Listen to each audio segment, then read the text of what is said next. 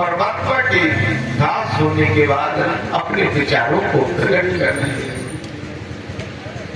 अपनी लीला को प्रकट कर रही है, विराजमान है और विराजमान होकर के अपने भक्ति वत्सल भाव को नारायण को स्वरूप में दर्शन कराती है, मन वाणी का दर्शन कराती है और कहती है प्रभु आप राक्षस हैं, आप भगवान नारायण को अपना शत्रु मानते हैं? बोले हाँ, हम नारायण को अपना शत्रु मानते हैं। नारायण शत्रु किसी का नहीं है। राम न मारे काऊ को राम न दोषी, व्यक्ति अपने अपने कर्मों का फल भोग रहा है। कयाधु ने बहुत समझाया, हिरण्यकश्यप ने कहा नहीं कयाधु, अब मकर संक्रांति आ रही है और मकर संक्रांति के दिन हम तपस्या करने के लिए जाएंगे, हम तप करने के लिए जाएंगे। मकर संक्रांति जीवन में कभी दोबारा नहीं होती, एक बार होती है।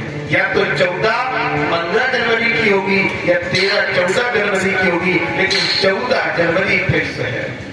उसमें पूछ माह नहीं है, चाहे वो पूछ में 14 जनवरी पड़े और चाहे वो माह में 14 जनवरी पड़े, लेकिन 14 जनवरी मकर संक्रांति की। हिरण्यकश्यप मकराचल पर्वत पर पहुंच गया और तप करने के लिए आज कहा है कि भाई का मरना सुनते ही और भाई का रक्त उबल पड़ा और कुछ सोच समझ हिरण्यकश्यप, कुछ सोच समझ हिरण्यकश्यप तब करने महले निकल पड़ा। कुछ सोच समझ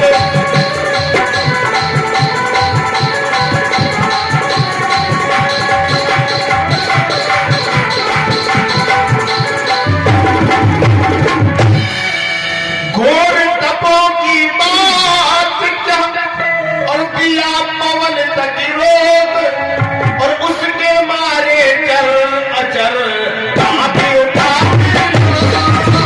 उसके मारे चल अचल।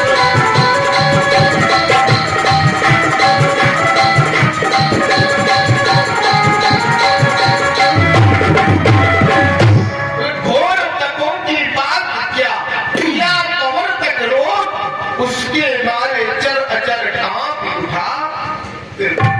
जिस समय हिरण्यकश्यप ने कहा कयाधु मेरे बड़े भाई मेरे भ्राता हिरण्याक्ष का वध कर दिया है नारायण ने, इसलिए मुझे अजर अमर होने के लिए ब्रह्मा जी का तप करना है, ब्रह्मा जी का स्मरण करना है और ब्रह्मा जी से अजर अमर होने का मुझे वरदान चाहिए, अजर अमर होने का वरदान चाहिए। जब अजर अमर होने का वरदान मांगा, अब तो वहां बृहस्पति जी तोते के रूप में बैठ गए और उन्होंने नारायण नारायण की ध्वनि को उच्चारण कर दिया। जैसे आज पहुंचे और नारायण नारायण की ध्वनि को सुना, हिरण्यकश्यप को पहले दिन लौट आया। जब पहले दिन लौट करके आया तो कयाधु ने पूछा क्यों लौट आए? बोले वहां नारायण के नाम का स्मरण कर रहा है तो अस्कुन हो गया है। नारायण के नाम का स्मरण कर दिया किसी ने, कोई पक्षी आया सुख रूप में, तोते के रूप में और आकर के नारायण की ध्वनि का उच्चारण कर दिया। इसलिए आज लौट आया हूं और कल प्रातः कालीन जाकर के फिर तप करूंगा। कयाधु ने बार बार एक एक करके मंगोली को परसती जा रही है, प्रेम स्नेह वात्सल को दिखा रही है और उस राक्षस हिरण्यकश्यप से भी आज 1-2 बार नहीं 108 बार नारायण के नाम की ध्वनि करा दी और उस नारायण के नाम को सुनकर के गर्भ में भक्त प्रहलाद पलने लगे। उस नाम की वो महिमा है। कयाधु ने जब हिरण्यकश्यप से बार बार नारायण के नाम की ध्वनि कराई तो परमात्मा ने लीला कर दी, आज उस कयाधु के गर्भ में भक्त पल रहा है। हिरण्यकश्यप तो तप करने के लिए मकराचल पर्वत पर चला गया, ब्रह्मा जी के लिए तप कर रहा है। इतना तप किया कि अपनी श्वास को भी रोक लिया। घोर तपों की बात क्या है और दिया पवन तक रोक उसके मारे चर अचर कांपी उठा। इस समय देखा कि आज तो तीनों लोगों के देवता कांप रहे हैं, इंद्र वरुण विष्णु के पास पहुंचे, प्रभु हिंडिया कश्यप ये क्या कर रहा है? बोले मुझसे अजर अमर होने का वरदान मांग रहा है। ब्रह्मा जी बोले जब तक हम अमर नहीं है, उम्र तो सबकी 100 वर्ष है, बोले जब हम अमर नहीं है तो हिंडिया कश्यपु को हम कैसे अमर होने का वरदान देते हैं? विष्णु ने कहा जाओ तो वरदान दो और हम कोई ना कोई नर लीला अवश्य करेंगे, हम कोई ना कोई नर लीला अवश्य कर देंगे। और जिस नर लीला को हम करेंगे उस नर लीला के प्रभाव से उस लीला का ऐसा प्रभाव होगा, इस लीला के प्रभाव से उसको हम बंद नहीं कर देंगे। ब्रह्मा जी आए और ब्रह्मा जी ने आकर के कहा पुत्र मांग लो मन चाहा, हम तुम्हारी तपस्या से खुश हैं, मन चाहा वरदान मांगो, एक वस्तु तथास्तु कल्याण वस्तु। ऋषि हिरण्य कश्यप ने सुना कि ब्रह्मा जी प्रकट हो गए हैं और ब्रह्मा जी से कहा ब्रह्मा जी मुझे अजर अमर होने का वरदान दे दो, मुझे इस पृथ्वी पर कोई मार ना सके। ब्रह्मा जी बोले क्या कह रहे हो? बोले हाँ मेरा जीवन में ऐसा कल्याण हो जाए कि मुझे कोई जीवन में मारने वाला ना हो, भूत तो ना भविष्य, जीवन में कोई मेरा कल्याण करने वाला। ब्रह्मा जी बोले क्या कह रहे हो? बोले हाँ आपके द्वारा सृष्टि से बनाए हुए जो 12 महीने हैं उन 12 महीने में मेरा कल्याण न हो।